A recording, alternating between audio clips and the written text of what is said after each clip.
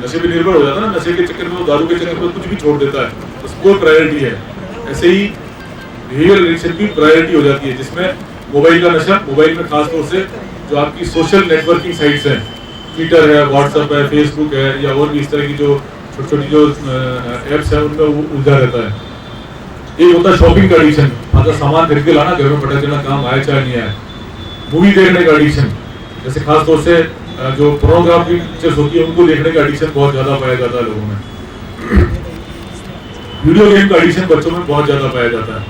माँ बाप बड़ा खुश होते हैं, छोटे बच्चों को भी वीडियो गेम दे देते हैं, यार इससे कम से कम खेलता रहेगा तो अपना डिस्टर्ब नहीं करेगा, बड़ा काम करने में वो लगे रहते हैं। उनको ये नहीं लगता कि आप कितना ज्यादा उस बच्चे को डिस्टर्ब कर रहे हैं, क्योंकि साइंटिफिक तरीके से देखा जाए तो 2 साल से छोटे बच्चे को कोई भी तरह का इलेक्ट्रॉनिक गैजेट नहीं देना चाहिए। मोबाइल उसके दिमाग की क्षमता को डेवलप करने में रोकने वाला सबसे बड़ा बाधक है। आपको उससे तो बड़ा मजा आता है, पेरेंट्स बड़े खुश भी होते हैं, बड़ा प्राउड फील करते हैं। तो आप देखो हमारा 1 साल का बच्चा अपनी पसंद का मोबाइल में से जो है गाना निकाल लेता है, वीडियो निकाल लेता है, चला लेता है, सब ऑन कर लेता है, ऑफ कर लेता है। वो उसको बड़ा प्राउड फील करते हैं, बच्चे को वो इंटेलिजेंट समझते हैं। उस समय वो इंटेलिजेंस नहीं है, वो उसकी आगे की जो डेवलपमेंट है उसमें कहीं ना कहीं रोड अटकने वाला है। क्योंकि मैं जैसे देखता हूँ, रोज अस्पताल में मरीज देखता हूँ, घर पे देखता हूँ, इलेक्ट्रॉनिक मीडिया मोबाइल की वजह से बिगड़े हुए कम से कम 5-7 मरीज रोज आ रहे हैं, जिनकी इतनी गंभीर हालत है कि पेरेंट्स अपने आप को मतलब पोसने के अलावा कुछ नहीं कर पा रहे हैं। इतने ज्यादा बच्चे उस पर एडिक्ट हो गए हैं, इतना उसका उनको नशा हो गया है कि वो पार्टी में जाना, शादी ब्याह में जाना, किसी फंक्शन में जाना भी अवॉइड करते हैं। उनके लिए वो प्रायोरिटी हो गई है। जब कोई चीज ऐसी प्रायोरिटी हो जाती है तब उसको नशा कहते हैं। वो किसी भी दूसरी इंपॉर्टेंट चीज को, रेस्पॉन्सिबल चीज को, किसी भी व्यवहारिक चीज को छोड़ करके उस पर लगा रहता है, तो वो उसका नशा हो गया। और फेसबुक, व्हाट्सएप ये एक ऐसी चीज आ गई है जिसमें खासतौर से फेसबुक में यदि देखूं तो पूरी दुनिया में करीब करीब 2.2 बिलियन अकाउंट्स हैं फेसबुक के। उसमें से करीब करीब 270 मिलियन हिंदुस्तान में हैं। और हिंदुस्तान में जितने भी प्रोफाइल बने हुए हैं फेसबुक पे, उसमें अधिकतम जो है करीब करीब 43 से 48% तक वो फर्जी प्रोफाइल्स हैं, जिसमें बच्चे उलझ जाते हैं। उसका ग्लैमर देखते हैं, किसी ने स्टूडियो में जाके स्विट्जरलैंड की फोटो खींची और उसमें अपनी लगा दी, सामने तो स्विट्जरलैंड घूम के आया। वो स्विट्जरलैंड उसने कभी सपने में भी नहीं देखा, पर दूसरे बच्चे के दिमाग में वो घुस गया, वो स्विट्जरलैंड जा सकता तो मैं क्यों नहीं जा सकता। अब वो उसी बोल रहता है कि किसी तरह से पेरेंट्स को प्रेशराइज करे कि मेरे को भी ऐसी कोई चीज मिले या ऐसी कहीं जगह जाया जाए, जबकि उसके पेरेंट्स की कैपेसिटी नहीं है कि वो अपने एक शहर से दूसरे शहर भी जा सके। वो कहाँ से उसको स्विट्जरलैंड लाएंगे, कहाँ से उसको अमेरिका लाएंगे, पर वो उस ग्लैमर में उलझ जाता है। तो इन चीजों से अपने आप को दूर करने का प्रयास करें। मेरा कहने का मतलब ये, इसमें समय बर्बाद नहीं करें, मोबाइल को यूज करें। मोबाइल यूजफुल चीज है, इसमें कोई शक नहीं है कि यूजफुल नहीं है, बहुत यूजफुल चीज है। आप स्कूल आते हैं, टीचिंग पे आते हैं, कोचिंग पे आते हैं, आपके पेरेंट्स को ध्यान देता है बच्चे के पास फोन है, कोई प्रॉब्लम होगी तो कांटेक्ट कर लेंगे। तो देर हो गया, जल्दी हो गई, कोई कारण हो गया, बरसात आ गई, मौसम खराब हो गया, कोई दुर्घटना घट रही है बाजार में, रास्ते में, तो बच्चे को अच्छे से टच में रहेंगे। अच्छी चीज है, कम्युनिकेट करते हैं। आप यहाँ से बैठे बैठे दूर दूर तक इस तरह से बात कर लेते हैं, आप अपनी संवेदनाएं व्यक्त कर देते हैं, आप अपनी प्रशंसाएं उनको भेज देते हैं। ये सब चीजें अच्छी हैं, पर अच्छी का मतलब खाली यूज का मिसयूज नहीं। मिसयूज मतलब जबरदस्ती आप उसको यूज किए जा रहे हो, अब्यूज कर रहे हो, उसको इतना ज्यादा यूज कर रहे हो कि उसका आपने प्रायोरिटी काम छोड़ दी, एडिक्ट हो गए, उसके ऊपर डिपेंडेंट हो गए आप। आज आप देखो, आपके घर में यदि कोई मोबाइल है और आप गलती से जब बाहर निकलते हैं और मोबाइल छूट जाता है आपसे घर पे 1 मिनट के लिए, आप बाहर जाके आपको जब जेब में हाथ डालते हैं और मोबाइल नहीं है, तो कैसा महसूस करते हैं? ऐसा लगता है जैसे शरीर का कोई हिस्सा रह गया, शरीर का कोई अंग हम घर पे छोड़ के आ गए हैं और इनकम्प्लीट है, इसके बिना तो हम कहीं जा ही नहीं सकते। तुरंत वो घर जाएगा, घर नहीं जा पाएगा तो घर वालों को फोन करके मोबाइल बुलाएगा, या ऑफिस से अपने सर्वेंट को भेज के इमीडिएटली जब तक उसके हाथ में मोबाइल नहीं आ जाएगा उसको लगेगा जैसे उसकी ऑक्सीजन जा रही है।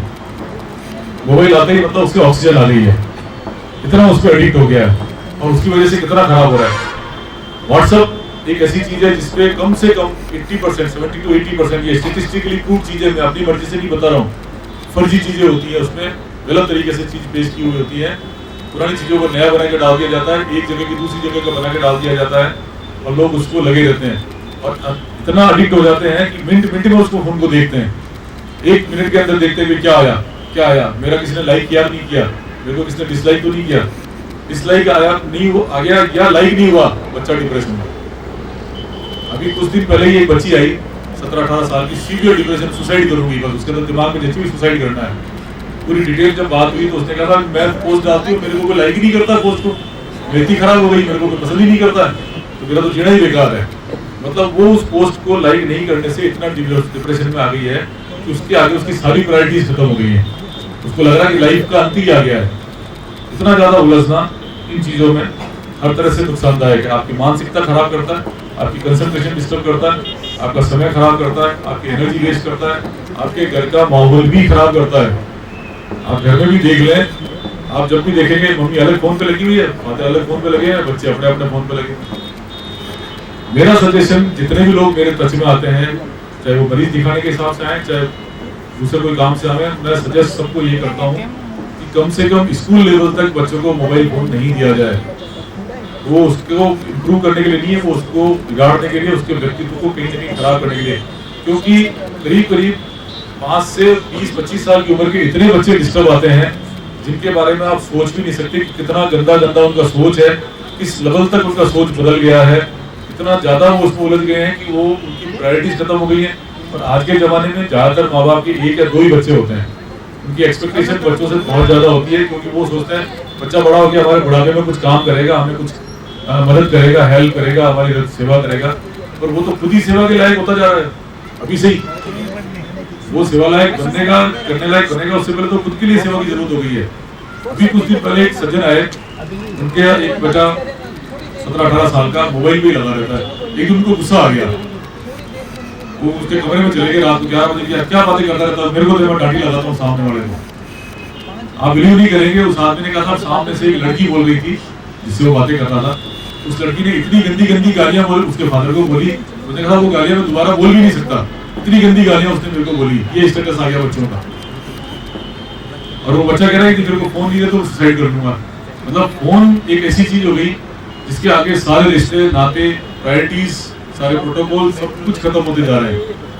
आप लोगों से मैं यही कहना चाहूंगा, अनुरोध करूंगा कि मोबाइल पे इतना ना उलझें।